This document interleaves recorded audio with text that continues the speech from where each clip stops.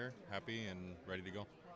So talk about the David and Goliath that we're hearing about in the media right now. I mean, obviously you come in as the underdogs, but you were the underdogs in the division series. You were the underdogs in the last series. You were down 0-2. Everybody counted you out. Do you like being in that underdog role, do you think? I think it keeps a chip on our shoulder, but everyone's saying David and Goliath, but who wins? That's a great point. Right? Exactly. So if that's what they want to go with, I mean, we'll stick with it. All right, so and obviously the potential of getting Bo back in the lineup. What's I know he kind of confirmed himself. We haven't seen the official lineup yet, but he said he'll be ready to go. Having that bat come back into the lineup, what does that do for this team? I mean, whenever Bo's in the lineup, we become stronger as a group. He's one of the top dogs, and when he's running hot, we're all running hot. So it's going to be fun to have him back. Thanks, Nathan. I appreciate it. That's Nathan Lucas, live here at Media Day for the Blue Jays. We're on CBC YouTube. Are we on TikTok yet? Just waiting to get word that we're live on TikTok. Are we live on TikTok right now? Not quite live on TikTok. We're on CBC YouTube right now and CBC News YouTube as well. You can see behind me we've got Addison Barger going live. Maybe we'll jump in, hear what Addison Barger has to say. We'll wait for our City TV colleagues to just step out of the way for a sec. Let's jump in and listen to what Addison Barger is saying. Really gave me the freedom to kind of work on skills and things that I wouldn't usually do if I was in school for 8 hours a day. So I would say that's number one. And so I just had a lot of time to spend on baseball, to be honest with you. Like a lot of my days were kind of absorbed by baseball and working on that to try to get here. So it really allowed me to work on my craft. And a last question too. This is an international World Series, a true World Series. You've been all over the world as a missionary kid. Yeah. Can you talk about that as well? Yeah. So growing up, we spent a good amount of time in different countries and just spreading the word and trying to help a lot of people. So that was a really good experience, especially at a young age, to gain some perspective on on life and the world, and just knowing that you should be grateful for what you have, because not everybody is in a similar spot. So I'm just super grateful for everything that's going on in my life, and I'm grateful to be here. God bless you, man. Real quick, Addison, if you could just tell us, talk about being in a World Series. How does the emotion change? How do the feelings change right now? It's here. Yeah. Tomorrow's the big day. No, it's a dream come true. Obviously, I think everybody kind of says that, but it's something that's really special. You don't know how many times you'll make it to the World Series in your life. Some people never do. So a lot of people never do. So I think just being super grateful for the opportunity and taking advantage of it by preparing the best you can and going out there and competing. After your big home run in that Seattle series, you said it was like a dream come true. I know you hit a couple of home runs, but in Game 6, you said it was like a dream come true to be able to do that and help your team. Can you imagine? I'm sure you dreamed about hitting one in the World Series. Yeah, absolutely. Any way I could help the team win at this level in any game, but especially in the World Series, is obviously, it's something you dream of. Everybody does. So we're super excited. To open up, once again, home field advantage. This is a place where this team has played so well, 54 wins this season in the regular season. How important is it in a series of this magnitude with that team coming in to have home field advantage to start? I think it's super important. Like you said, we've played really well at home. We all love being here. This is our home away from home at this point. We love the fans. We love the energy they bring. I think it helps a lot just knowing they have our backs and that we're going to go out there and do our best, and whatever happens at the end of the day. But, we do love playing here. And this is the last question I'm going to ask you, but it's kind of being billed as a David and Goliath. You guys, again, come in as the underdogs. You were the underdogs in the division series. You were the underdogs in the championship series. You guys battled back from an 0-2 deficit in that championship series, and now you're facing the defending World Series champs, a stacked lineup. Do you guys like being in that role of the underdog? I think so. Who doesn't like being the underdog? But I don't know if we feel like the underdogs necessarily a lot. I think we're super confident in our team and our ability to win games. We've done it all year. Obviously, we were the underdogs, but we were the number one seed in the American League going into the playoffs. So that's not really underdogs, I guess. So, we've done it all year. We've won a lot of baseball games. We've played good baseball. We have the ability to come from behind like we showed a ton. So, I think our ability to never give up and stay in the game is super important in the World Series especially, and we have a good shot. All right, thanks for that, Addison. That's Addison Barger, Toronto Blue Jays I would call him a utility player, infielder, outfielder. He made some great defensive plays at third base, some great defensive plays out playing in right field. I'm just going to check. So we are live on CBC YouTube. Are we live on TikTok as well right now? We are live. We are up and running on TikTok. If you've got questions for us in the TikTok chat, please put your questions up. We are at Blue Jays Media Day right now, so all of the entire team is available right now. Davis Schneider right there, buried by some reporters, but he's talking over there. We just talked to Nathan Lucas. We talked to Addison Barger. Over in the corner is Miles Straub. And there's the big man, Vladimir Guerrero Jr. He's talking through an interpreter right now at Media Day today. Tito is the team interpreter. Maybe we'll jump in here on Davis Schneider if we can get in. No, look at that. We're live right now on our social media, and this is a very important man, so I'm going to let you go and do your job. But Davis Schneider chatting there. It goes. Let's just walk down here and check out everything that's happening here. You can see it's just a frenzy of media. This is international media. People here in Toronto from all over the world. This is the World Series, so maybe that's not surprising, but a lot of these members of the media that you're seeing right now are from Los Angeles, but they really are from all over the world. Lots of media from Japan here, of course, with Shohei Ohtani being a big part of this. I mean, a lot of media from Latin America, obviously. We're just going to make our way down and find some of these guys that are sitting here and have some availability to jump in and talk to them and see how they're feeling right now. Got Isaiah IKF. Maybe we'll jump in. Oh, he's about to do something, so we'll come back to him. But you got Shane Bieber here. Ernie Clement. We got to jump in on Ernie. Ernie, how you doing? We're live on our social media networks, multiple networks, on YouTube, on TikTok right now. Sweet. I mean, this is a guy who maybe, I mean, if he didn't win the MVP of that ALCS, maybe he should have been the runner-up anyways. I mean, Vladdy obviously some pretty big shoes, but I mean, you were hitting up a storm all throughout these playoffs. I mean, you've been such an integral part about this. Just talk about, I mean, how big a deal it is right now to be sitting where you are, playing in a World Series, playing the way that you're playing right now.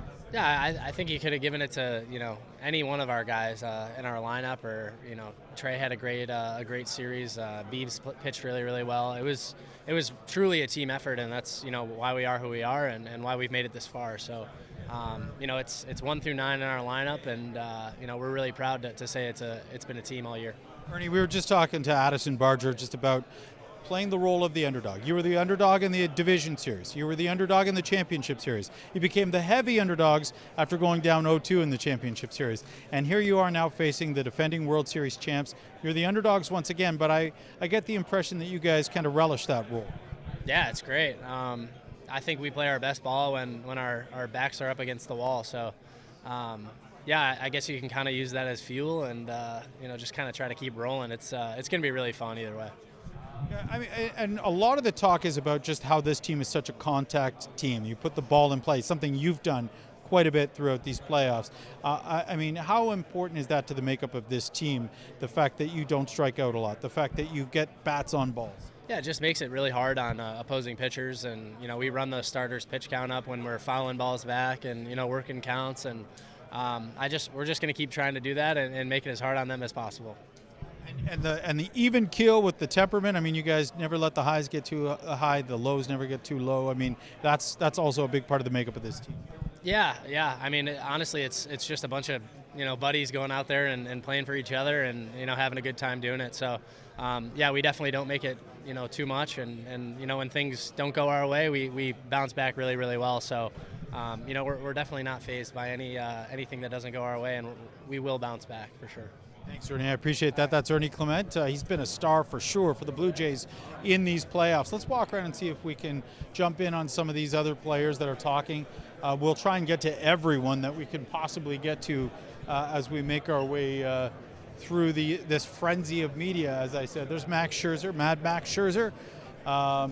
Became a big part of this American League Championship Series, starting Game 4, and we saw how fiery he can be. I mean, when John Schneider walked out to the mound and he stared him down and he called him down and said, "I'm fine, let's go." We'll get to Max if we can in a bit, but let's walk down. Oh, sorry. Thanks, guys. You see the media is so polite. Everybody's so polite here. We've got Braden Fisher and Louis Varland here talking to the media. Jeff Hoffman over there.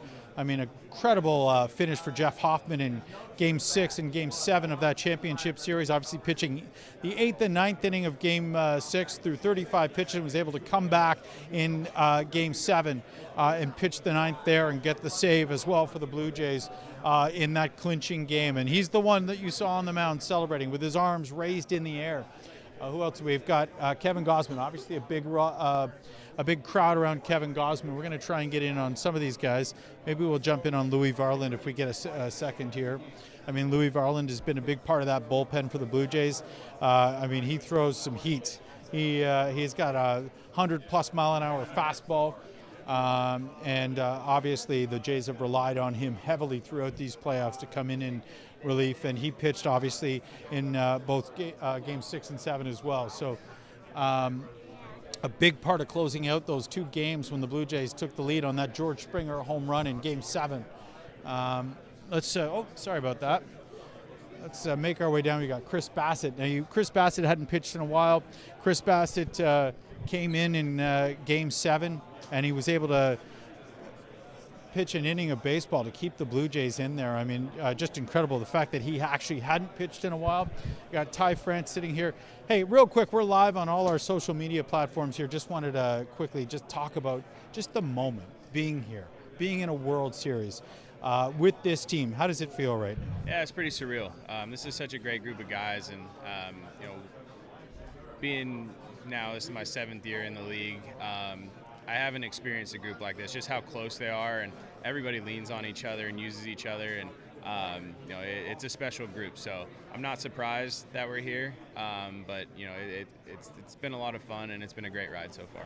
And you haven't been here that long. I mean, you just came over the trade deadline. I mean, when you think about just coming into a team like this, what was that like coming into this group? Yeah, I mean, anytime you're traded, you never know what it's going to be like, but they embraced me right away, accepted me as one of their own, and kind of we hit the ground running after the trade deadline. So it's been, like I said, it's been a lot of fun. It's a special group, and excited for this next week and a half, 2 weeks. Having had the opportunity to see what this team, I mean, you weren't here for all those come from behind victories, but you're here for some of them.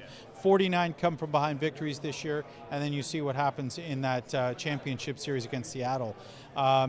Is there something different about the makeup of this team in terms of, I see guys in the locker room, after a big loss, it's kind of the same kind of thing. Guys are playing cards. After a big win, guys are playing cards. It seems like there's a lot of camaraderie. Is that something special about this team? Yeah, I think that's one thing. We're with each other so much throughout the course of the season, and you're going to lose a lot of games. You're going to win a lot of games. So you want to try and stay as even as possible. And I think that's one thing these guys do a great job of is no matter win or lose, it's the same to them. And do losses hurt? Yeah, but we find a way to move on and worry about the next day. So, and it went to show this last series, you get down, you lose the first 2 games at home, this team could have very easily rolled over and kind of moved on, but we didn't. We kept fighting, and that's one special thing about this group.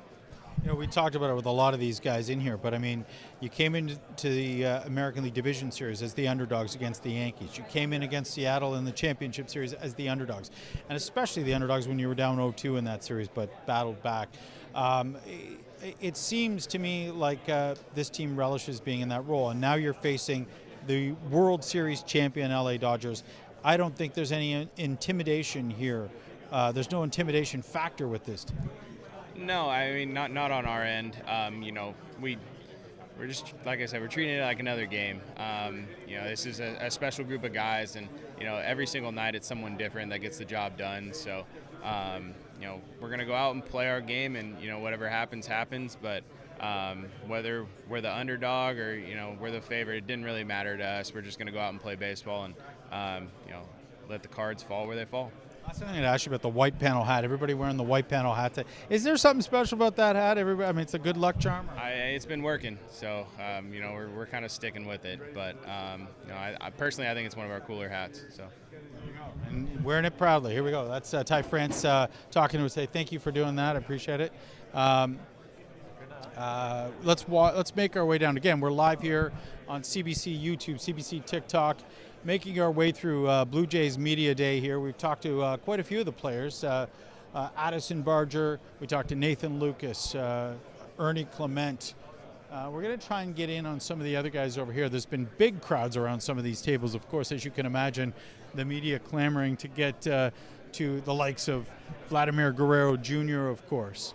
George Springer is another one that's popular. This is George Springer right here, and he has got a massive crowd around him. Looks like people are just setting up shop here and sticking around. I mean, obviously the hero of Game 7 with that big home run. But let's see if we can get in on one of the other guys here.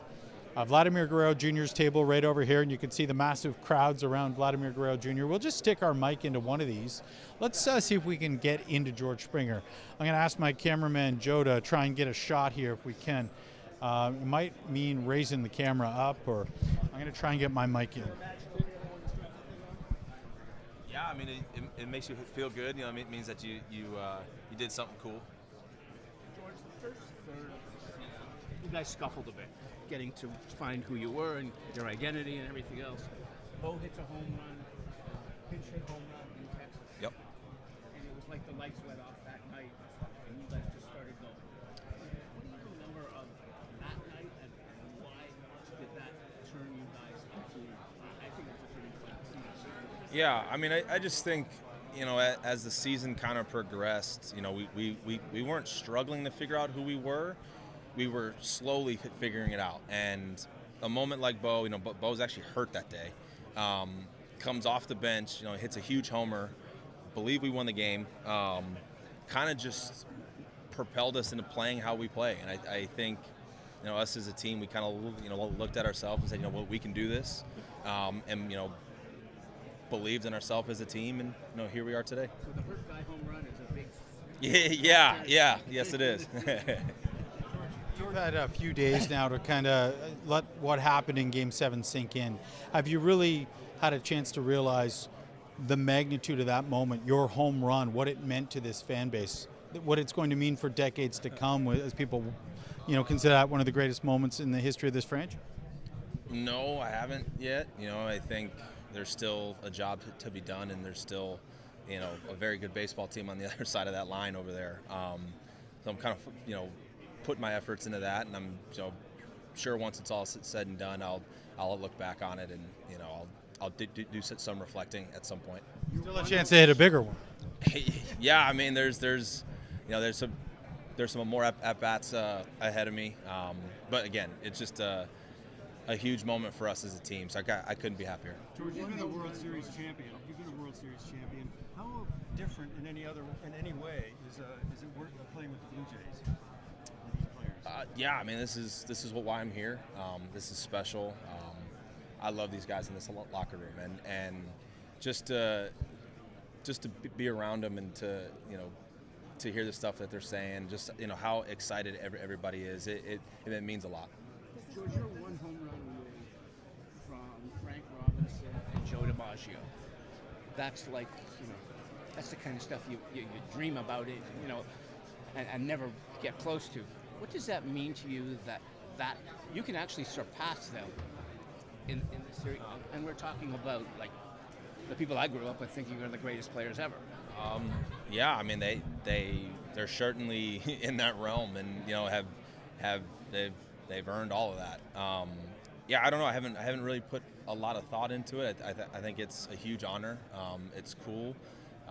Again, I'll probably do some reflecting at some point, and I'll go from there. George, this team's been the underdog. I mean, in the American League Division Series, you were the underdogs. You were the underdogs the last series, particularly when you were down 0-2. But people are calling this David and Goliath. I mean, do you guys like being in that role? I mean, I don't really think we think of anything besides just go out and play. You know, our team understands who's on the other side of that line, and that's a great baseball team. There's absolutely no denying it. Everybody over there can play the game. So, you know, for us, it's just about kind of staying in the moment. You know, being who we are as a team, and we'll honestly see what happens. Is it intimidating? That is George Springer talking here at Blue Jays Media Day. Just behind us here, we got Shane Bieber making his way through. Obviously making his way to his table, but that was George Springer we just talked to. Reflecting on that big home run, saying he hasn't really had a chance to kind of consider, just the magnitude of that moment and what it's going to mean to this fan base for decades. It is considered one of the biggest moments in Blue Jays history already when you compare it to the likes of Joe Carter's walk-off home run in the World Series and Jose Bautista's bat flip home run. I mean, that no doubt will rank up there with those big moments in Blue Jays history. And he says one day he'll look back and I'm sure he'll have time to, just like Jose Bautista was in the building when he hit the home run, he'll be coming back to Toronto for years to come.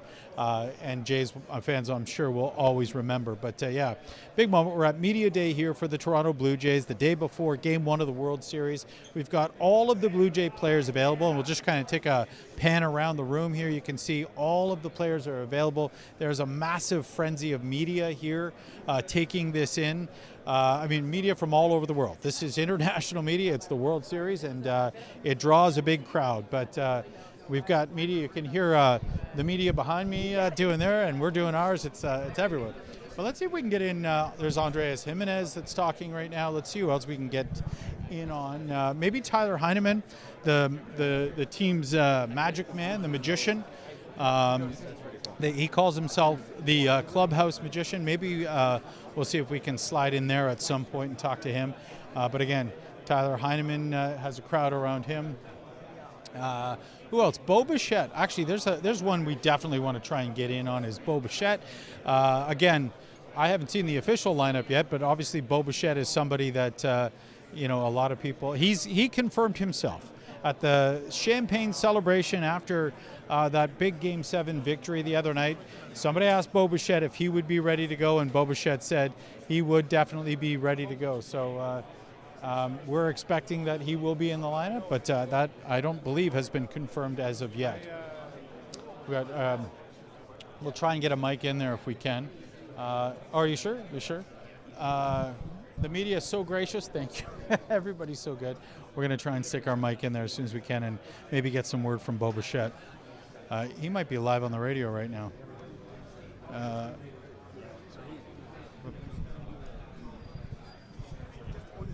Here we go. He's getting some questions right now. Yeah, I'm feeling good. Good enough to go out there and help the team win. So I'll try to do more things today to show the organization and Schneider where I stand and what I'm physically capable of doing, and then how I'm used will be determined by them, and I'm just doing what I can do. What role, Bo, do you think that you would be able to play if you're back in the lineup for this series? That's still being determined, but I think people know that I've taken some ground balls at second base. I've obviously hit, and so whatever they think that I will be a positive contributor to the team will be where I'm at. And my job is not to come in here and be a hero. It's to do my job and help the team win. And so whatever that role is, I'll be ready for it. How tough has it been for you to sit out these last two series? You must be chomping at the bit to get back in. Yeah, all I've been thinking about is this moment. I've said it before, I think it would have been a lot more difficult if we had lost to not have had an opportunity to be in it, but we're here, so all of that's in the past, and I'll just be ready for whatever opportunity comes my way. Well, what is your base running? What's your base running been like? It feels good enough. It feels good enough. Is there a part of you that you're learning to trust that if you have to, if there's a first to third or a first to home or something like that you've got enough in there? Do you just feel like that's maybe something you have to manage? No, I feel like I will be able to run the bases fine. When we watch you take batting practice with the team, how do you feel when you came to the batting practice? Yeah, it all feels good. Obviously you never know. World Series is a whole different animal, so there'll be emotions that I'll have to control. I'll have to make adjustments for sure throughout the series.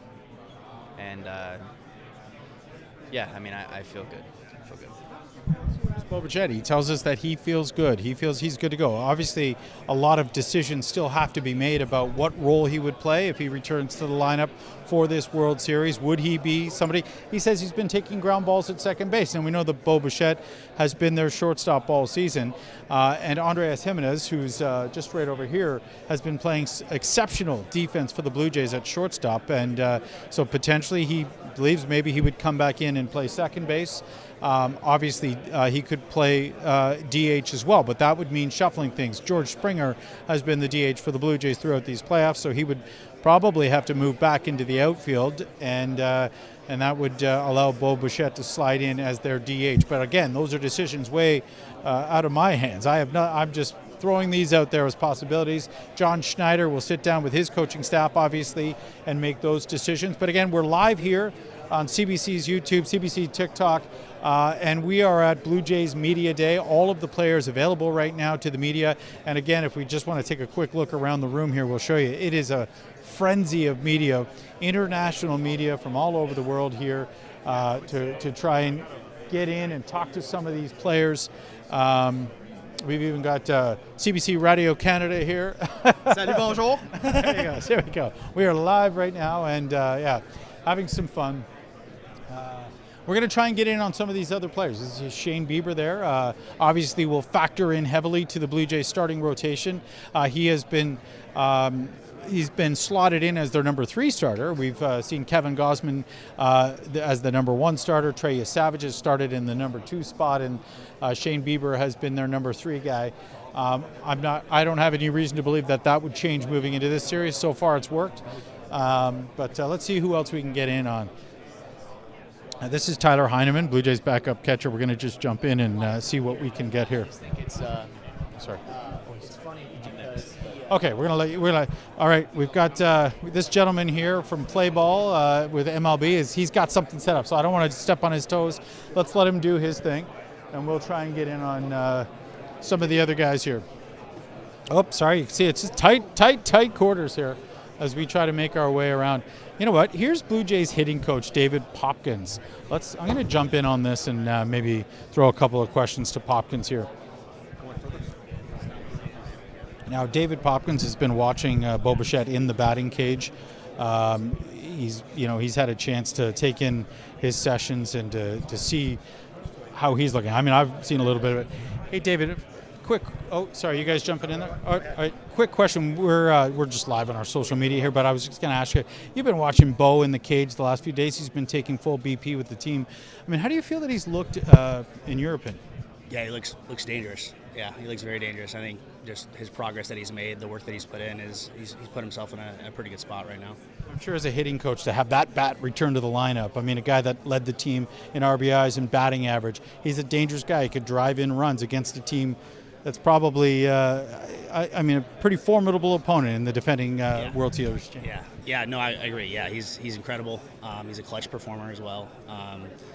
There's no moment that's too big. He's a guy that's been born around this game with his dad. He's built for a series like this, moments like this, and I look forward to watch him play. If he does slot back in, what role do you see him playing? I mean, I know it's decisions still have to be made, but what do you think? Yeah, that's not my call there. That's a big put you on the spot here, but anyways, big skipper's call. But whatever role he's in, he's going to help us. I do know that. Yeah. Awesome. Thank you for that. I appreciate it. That's Dave Popkins, the Blue Jays hitting coach. Obviously, watching very closely the last few weeks as Bo Bichette has kind of tried to rehab from that sprained knee that he suffered back on September 6th. Hasn't played in a game since September 6th because of that sprained knee, but it looks like he will return for the World Series. And we haven't gotten confirmation from that, so don't mark that down as official. But he did say after Game 7 that he expects to be in the lineup for the World Series, and we're waiting to get word from the Blue Jays on how that will work, how that would work if it is indeed going to be the case, and where he will slot in. But let's see if we can jump in on some of these other players here. I want to get into Tyler Heineman here if we can. He's still busy. Alejandro Kirk here doing some media. He's been swarmed by media. You got Vladimir Guerrero Jr. still with a swarm of media around him. Maybe we could try to get in on some of that. Looks like he might be doing some Spanish-speaking media right now. So let's see who else is available down here. Miles Straw. We haven't talked to Miles Straw. I wonder if we can get in on him. Oh, he's about to do something. So we'll let Miles do his thing. Addison Barger here doing some live TV behind us for MLB, the MLB network. So he's come off the podium to kind of work some other angles.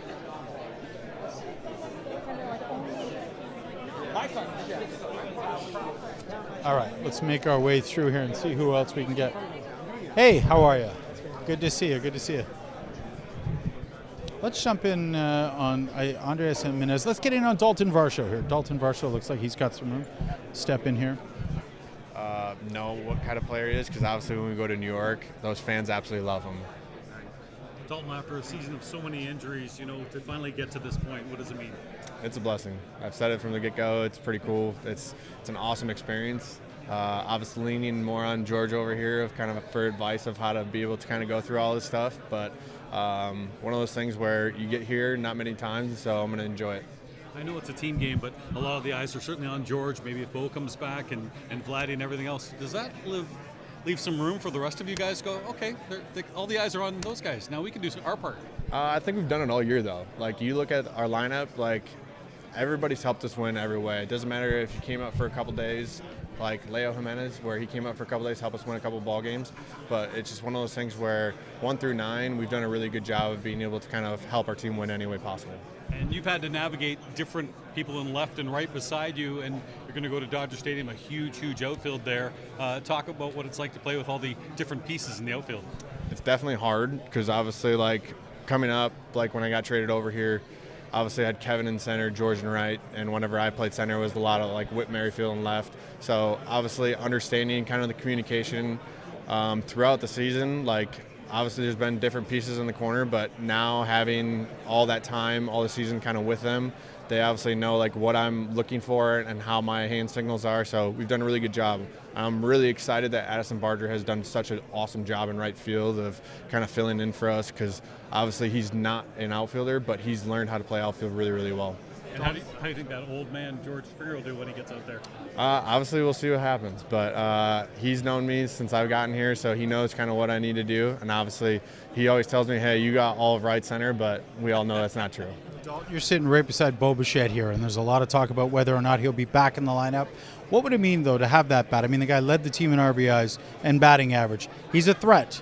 And you're going to need all the threats you can get against that other team. So, I mean, what do you think about having potentially Bo back in the line? Yeah, it's awesome. Obviously, he's been on the bench feeling all the stress and anxiety of not being able to play. But I'm so excited that he's hoping to be able to be a part of this lineup, because obviously we want him to enjoy it as well. And obviously, it's a kind of a big piece of our lineup. But obviously, we've done well without him. But it's one of those things where you add that bat, and it's just a total different lineup. Kind of being billed as David versus Goliath here. I mean, you guys are obviously David in this scenario, defending World Series champs. That's a stacked lineup led by Shohei Ohtani. But you guys were the underdogs in the division series. You were the underdogs in the championship series, particularly after going down 0-2, and you battled back. What is it about this team that seems to relish that role of the underdog? We've done it all year. Nobody picked us to win anything, so it was one of those things where everybody in the clubhouse knew that we were a winning team, and we just had to show everybody what we had. And so I think overall we've done a really good job of not trying to do anything more and just trusting our lineup, trusting the guy behind us, passing that baton like we've done all year, and just going out there and having fun. Like, that's kind of the big thing of our lineup and our clubhouse is like we're such a close, tight-knit group, and it just go out there and enjoy it, have fun, and whatever happens, happens. Thanks, Dalton.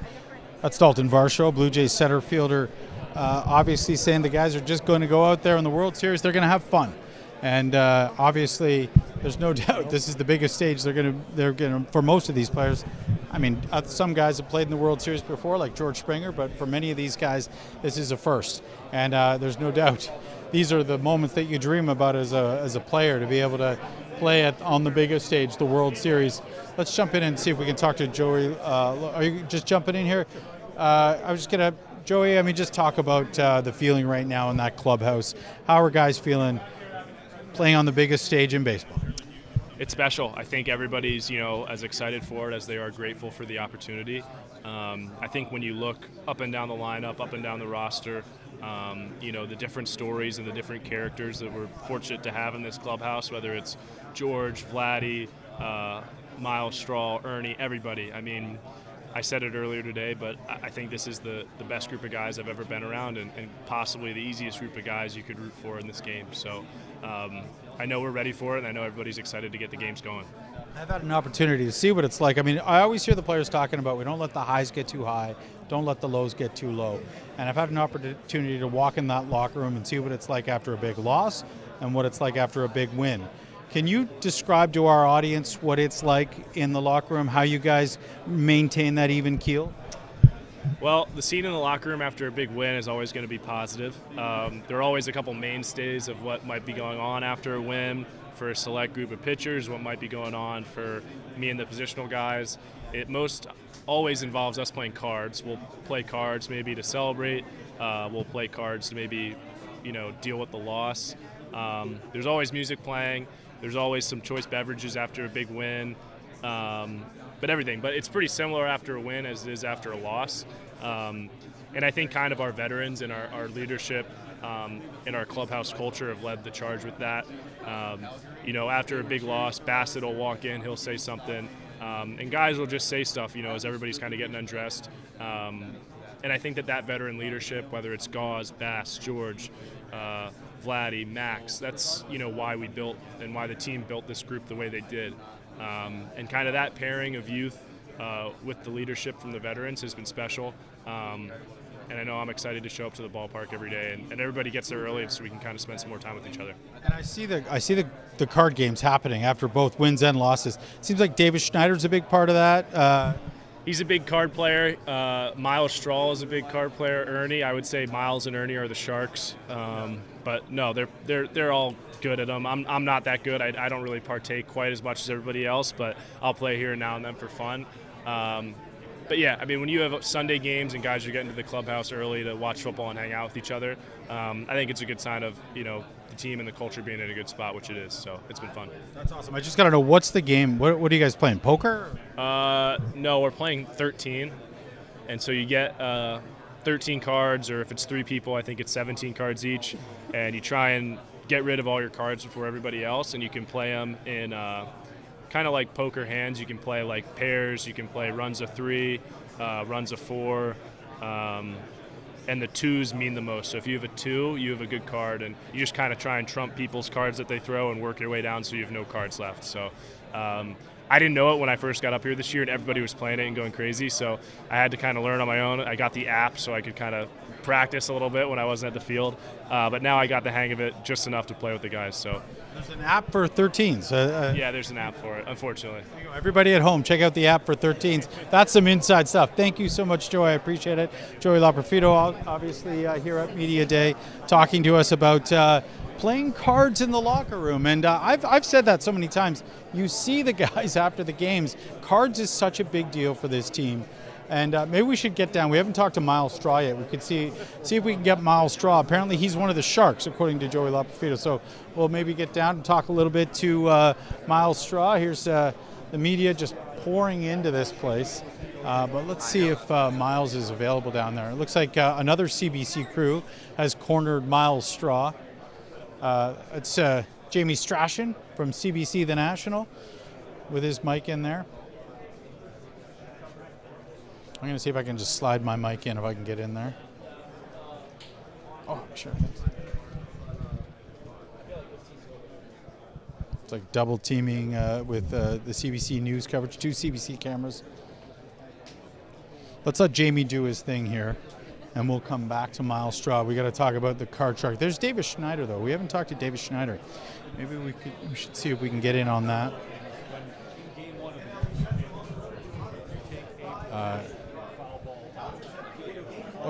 Sorry. Don't want to. Okay.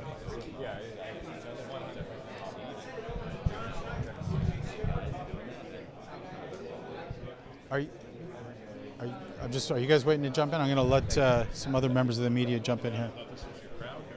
They put me next to Vlad. They got distracted. Yeah. I just want to ask you quickly about your manager and the job that Schneider's done this year. You're a guy that's bounced in another. We're going to just jump in on David Schneider here. I'll try and get a question in, but let's hear what he has to say here. Relationship with him and that relationship, has that helped you, or what's your impression of how he's done this year? Yeah, I mean, I feel like managers get, whenever something bad happens on the field, it's all the manager's fault. Like the players it's the players' fault just as much. But it's all in hindsight too. If like Schneider makes a good decision, no one talks about it. But if he makes a bad decision, then it's like all headlines. But he's a great manager. I feel like everyone loves him. The connection he has with his players is big, and he trusts every single guy up and down the lineup, pitching staff, bullpen. So when a manager loves his players and trusts you, then he puts everyone in a good spot to succeed, and I feel like that's what a good manager does. Yeah. Davis, we were just talking to Joey Lapafito, and he was talking about the card games that happen. Yeah. Doesn't matter if it's a win or a loss. Never let the highs get too high. Never let the lows get too low. Always see you in the middle of the card games. Yeah. Said you guys are playing 13s. He said that the card sharks are probably Ernie and Miles. Yeah. Is that true? Tell us a little bit about that. Yeah, I love playing cards. I just love being with the guys. Shane plays cards with us too, and I feel like we just love being around each other, and we see each other more than our families. So like we just love being around each other, love what we do, but Miles and Ernie always are the guys taking not money, but just like making us lose in cards, and it's just a fun group of guys to be around all the time.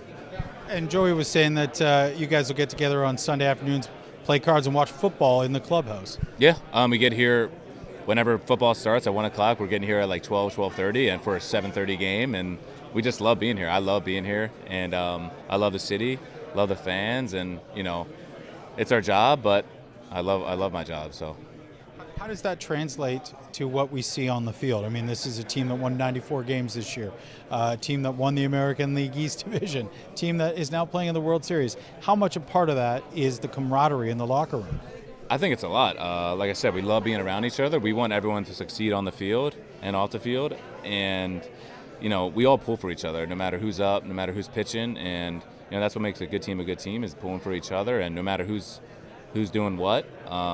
We want everyone to kind of do their job, and we just love each other, like I said before. And it's just a fun team to be around, and a fun team to kind of go on this journey with, and hopefully we can get 4 more wins and be one of the legendary teams at Toronto. I love it. Already some legendary moments. So thanks for doing that, Davis. That's Davis Schneider. Losing his phone out of his back pocket. My cameraman Joe letting him know. We'll see if we can jump here in here. I see. Maury from the Roz and Mocha Show's got something going on there, so we're going to let him finish up. But we're going to jump in on Miles.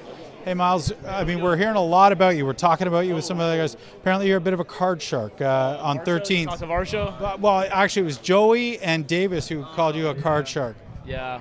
I mean, that's good card player, I guess. We got a few of them. I think Bassett's the big card shark, but I like. You're passing it here now. You're saying it's not me. It's Chris.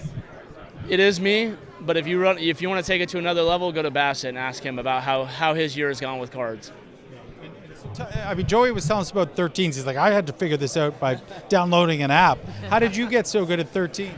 I either started playing this in Houston or Cleveland. I want to say it was Houston, and then kind of went to Cleveland, played there for several years, and then now we're here playing. So kind of just passed the game around a little bit, and it's kind of our clubhouse game we play a lot.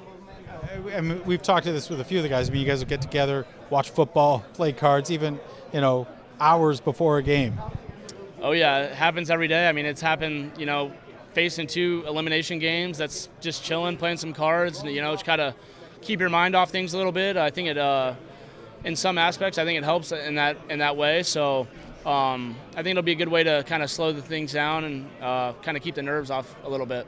That's actually incredible you say that, because I've been in the locker room after some of those tough losses in these playoffs and after some of those wins. It doesn't matter. You're still breaking out the cards afterwards. Yeah, win, lose, or draw. And I like to think sometimes it could be a bad look, but I mean, that's who we are. We've gotten here doing that all year. We've had games where we get blown out like 10-0 and we hop in there and play some cards. I know sometimes it's not the best look. to be kind of It's all about the even keel, never letting the highs get too high. And I think that's why this team's done a really good job this year, that we are who we are. I mean, we're not going to switch up because of one thing went bad or well. So, you know, our team is our team. I love these guys. And, I mean, you know, after game one, I'm sure we'll be playing before and after the game. So we're looking forward to it. That's Miles Straw, who's been another one of the guys that's been a big factor in these playoffs. Thank you, Miles, for that, for the Blue Jays. Just it's incredible to hear those stories in the locker room about the camaraderie, about how this team has come together. Chemistry is always such a huge part of any sports team, and you can just hear it talking to any of these players. Vladimir Guerrero Jr. said it after that Game 7 win when somebody asked him about his teammates. He said, "They're not my teammates, they're my family." And you really kind of get that impression when you walk around and talk to these guys. Are you heading out, Shane? Are you done? Out. Shane Bieber, tell our They let me off the hook. He's off the hook. He's done. Shane Bieber's out of here. What's up? You want? Well, we're live right now on all our social media. I mean, how jacked are you right now going into Game 1 tomorrow? I can't wait. Excited to watch Trey get the ball out there tomorrow. This is going to be a hard-fought series, that's for sure. We're excited for the opportunity. I can't wait to see what these guys are able to bring tomorrow. That's incredible. A 22-year-old starting Game 1 of the World Series. He just, I hadn't even heard that. I guess John Schneider must have just made that announcement in his presser. I haven't heard it either, but everyone kept telling me that. So hey, I didn't breaking the news right now. Break the news. No, everybody was telling me that. So we'll see. We'll see. Right, well, that's incredible. 22 years old, a month in the big leagues, starting Game 1 of the World Series. I hope you're right, because the story writes itself. I don't know if. You're making me nervous now. I'm going to get get in trouble. This is live all over. It's on the internet now. Thanks, Shane. Good luck. I appreciate it. That's Shane Bieber. I thought I don't know if that was breaking news or not, but that was fun. It looks like Trey Savage is going to get the start for the Blue Jays in Game 1. 22 years old, 1 month in the big leagues. That is huge. But there's Kevin Gausman, who obviously is the normal #1 starter for the Blue Jays, and did pitch an inning in Game 7, which would be a legitimate reason for the Blue Jays to say, hey, he pitched on a few days rest to come in and give us that inning in Game 7, because remember, he also pitched in Game 5.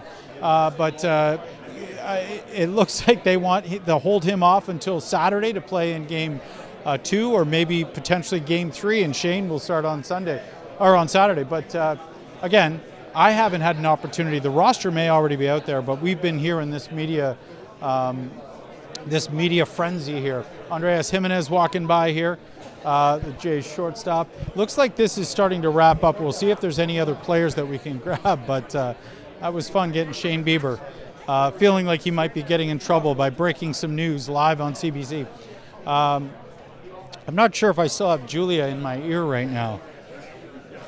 You do, Julia. Any questions that anybody wants to ask online? Julia, can you see if they've released the starting rosters, the starting pitchers? It looks like Trey Savage isn't in here, so obviously he's the guy that's going to be the starting pitcher. Here's Jeff Hoffman still talking. Maybe we can jump in with Jeff Hoffman. Oh, Jeff Hoffman's getting pulled away. See you later, Jeff. That's Jeff Hoffman, who's the Jays closer. Big save in Game 7 of this series. A couple big innings in Game 6 as well to get the Blue Jays through the finish line. So looks like everybody's being called away. Tyler Heineman's getting ready to go. The clubhouse magician, Tyler Heineman. Did you bring any cards with you, Tyler? Not out here. You can't do any magic tricks? No, we can't have any sponsorships or anything out. Can you make that disappear or something? Yeah, I can try. Right here, ready? I can drink it or put it in here. All right. There you go. Another trick by Tyler Heineman. The guy's got incredible tricks. How you doing? Blue Jays pitching coach Pete Walker right there. Joel Gallant from Rogers Sportsnet. We are live right now. I mean, it looks like we're just wrapping up here. Everybody is making their way up, but that was fun. We got to talk to so many of the Blue Jays players here on this live. We got to hear about the antics in the clubhouse, the card playing, the card sharks, Miles Straw, and now I'm trying to remember who the other card shark is. He says it's Chris Bassett, but Miles Straw and Ernie Clement are the two card sharks that I heard about. Potentially Chris Bassett as well. That's Miles Straw kind of passing the buck a little bit, but the Jays players have left the room. and most of them anyways. We got one or two still kicking around. You got David Popkins, the Blue Jays hitting coach, is still sticking around, but a lot of the media is now streaming out of this room, and I think maybe we might end this live pretty soon, Julia. But any questions from our TikTok audience, anything? I had an answer. But ones that are super consistent. So people, we had to address the underdog issue so many times with so many of these players, but they say it's a lot of it has to do with the camaraderie of the team, the way that this team is just so tightly knit, like a family, and they don't mind being the underdogs. It's clear. They've been in the underdogs all season. And this is a team that won 74 games last year, bounced back this year when nobody thought they were even a playoff team, and won 94 games, won the American League East Division, and they continue to be the underdogs even when you move into the division series against the Yankees. They were the underdogs against the Mariners. They never seem to have a problem with that, being in that role, and that might have a lot to do with that camaraderie in the locker room. But I think we're gonna end this live here, Julia. Does that work for you? Okay, we're gonna end this live for YouTube, for TikTok, on CBC News and CBC Toronto. Thanks everybody for joining us. This has been a lot of fun, and we'll be back for many, many more, I'm sure.